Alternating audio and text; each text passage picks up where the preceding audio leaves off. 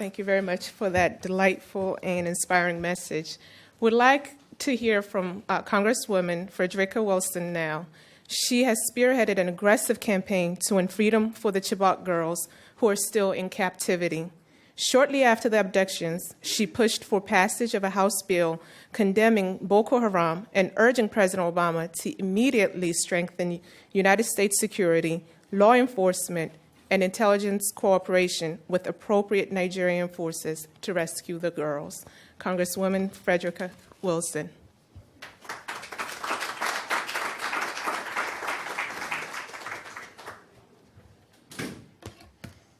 Please note that I'm wearing my Bring Back Our Girls t-shirt. Good morning. And I'm very honored to take a part in this important event hosted by Voice of America and joined by my wonderful colleague, such a leader, Congresswoman Karen Bass, as well as the esteemed panelists. I'm known as the lobbyist for all children. I have not forgotten the more than 200 schoolgirls kidnapped by Boko Haram from the Chibok Government School Secondary Girls School in Nigeria. Today, as we all know, April 14th, marks the one-year anniversary of this horrific abduction. When I learned about the schoolgirls' abduction, it was like the terrorists had taken a part of me. I am a school principal by trade, and to think that they were kidnapped from school was devastating to me. These girls were trying to get an education and build themselves up. All children deserve an education in America and all over the world. They were robbed of all of their potential and promise in an instant because Boko Haram translates to Western education is a sin. The abduction actually took me back to 2000 when a little girl in my community named Rilya Wilson disappeared after being placed in foster care by the state of Florida. I think it is unconscionable that we could just lose a child, and it hurt me so much that I vowed to never let it happen again. I couldn't bring Rilya back, but I put pressure on the state to reorganize the Department of Children and Families and change all procedures. Getting through the process reopened the wombs every day. We sat through hearing after hearing and heard testimony from person after person entrusted with Rilya's care admit that they didn't know where she was. The abduction of the Nigerian schoolgirls took me back to the loss of Rilya. It took me back to knowing that there was so much promise and possibility that could be lost. It made me consider that there might be entire generations that would suffer because of the loss of these future sisters, daughters, and mothers who could have used their education to educate, to empower, and to inspire their families to go further in life. One lost child is too many. So you can imagine the pain I've suffered since the abduction of the Nigerian schoolgirls. It was like we had lost over 200 Rilya Wilsons. I couldn't stand by while these girls remained in captivity. I immediately filed 2 resolutions that were approved by the entire House of Representatives. 4 days later, I was on a plane to Nigeria. I traveled to Nigeria with a bipartisan group, 3 of us. We went to see how we could hasten their freedom. I met with some of the brave young women who escaped, including Patience, who is here with us today. And I was deeply encouraged by their enthusiasm and by their pain and willingness to share. I also met with their families, the families of the missing girls who were still missing, and their anguish was overwhelming. Fathers were crying, Mothers were crying. They shared stories with me. It was tremendous. I met with the organizers of the Bring Back Our Girls campaign, who have made liberating the schoolgirls their mission. Their goal is to call attention to the atrocities committed by Boko Haram. And they asked me, Congresswoman Wilson, please carry on and spread the work in the U.S. by tweeting hashtag Bring Back Our Girls, which I have done every day since then. Our Twitter campaign has thousands of followers, gathered major supporters, including First Lady of the United States, Michelle Obama, Alicia Keys, and Malala. Take out your phones and follow me on Twitter, Rep Wilson, and post the hashtag Bring Back Our Girls. We want you to do that every day. Enlist in our Twitter army.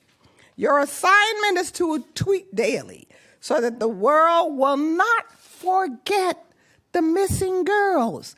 And when they not forget the missing girls, they not forget Nigeria and what's happening there. I'm sorry, I can't take a call right now. I have also made numerous speeches, participated in committee hearings and classified briefings on Boko Haram, and attended rallies and other events. I organized my colleagues to speak on the House floor and even picketed an event featuring President Goodluck Jonathan on behalf of the Chibok girls with one goal in mind, to bring back our girls. In fact, I'm wearing this outfit because I will be speaking on the floor at noon today, using the world and urging the world to tweet Bring Back Our Girls, as I do often. I have confronted the issue legislatively. I sponsored the Boko Haram Disarmament and Northeast Nigeria Recovery Act, which calls for the development of a comprehensive national strategy to counter Boko Haram.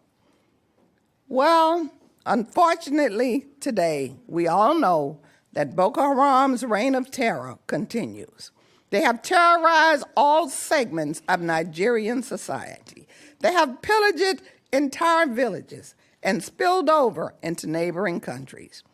Approximately 1.5 million people have been displaced from their homes and are being forced to live as refugees, including thousands of children who have been separated from their families.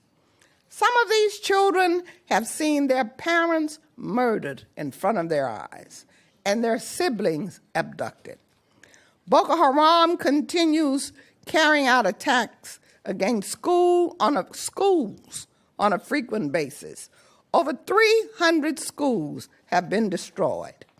As a result, more school-aged children in Nigeria are not attending school than anywhere else in the entire world.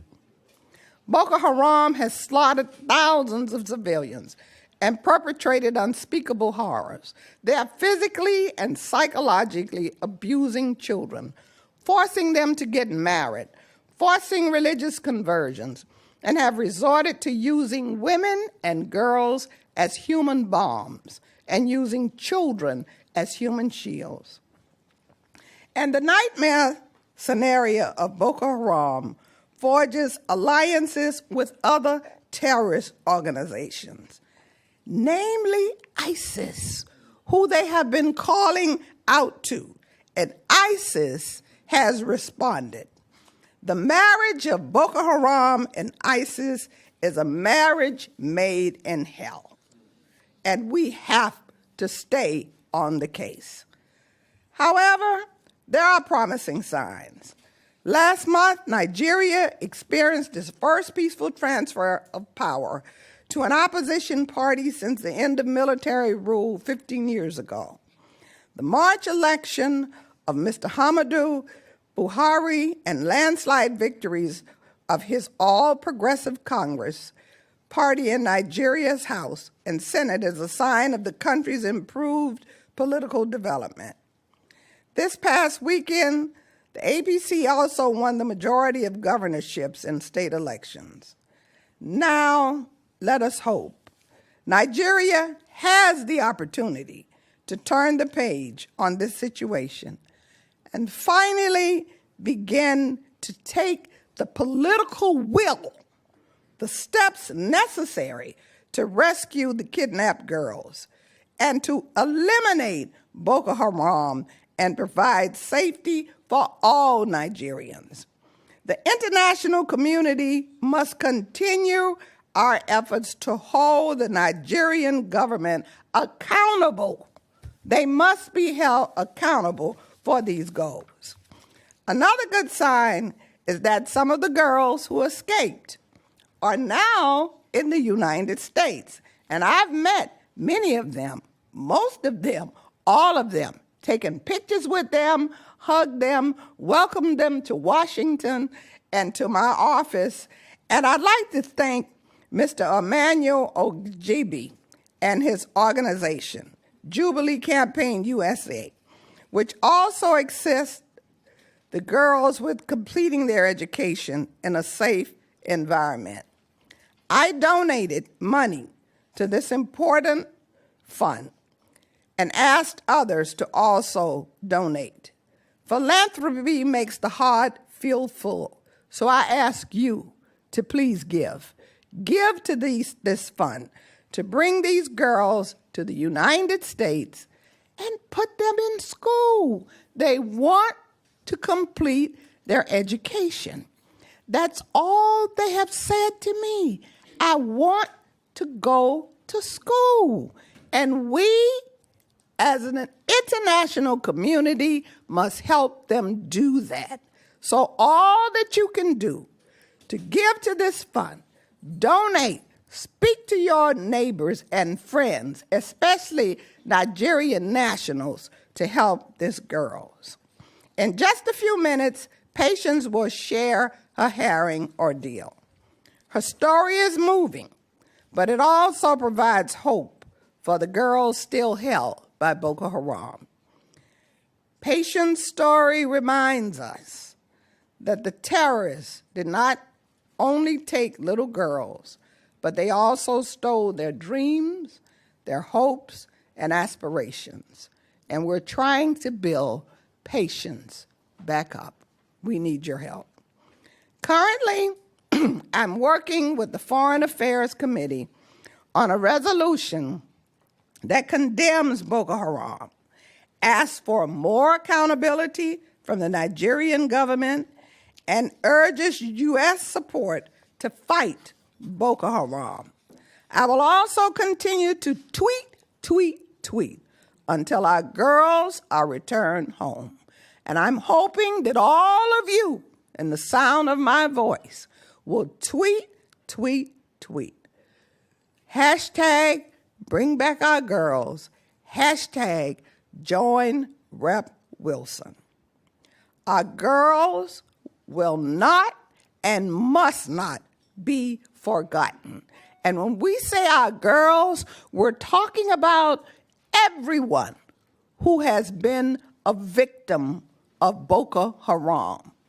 All of the elected officials, all of the mothers, all of the fathers, all of the brothers, and of course the girls who have taken the hardest brunt of all of this. Let's work together to reclaim their dreams, restore their hope, and rebuild their aspirations. Thank you. God bless you. God bless the people of Nigeria. God bless the Chibok girls, and God bless America. Thank you.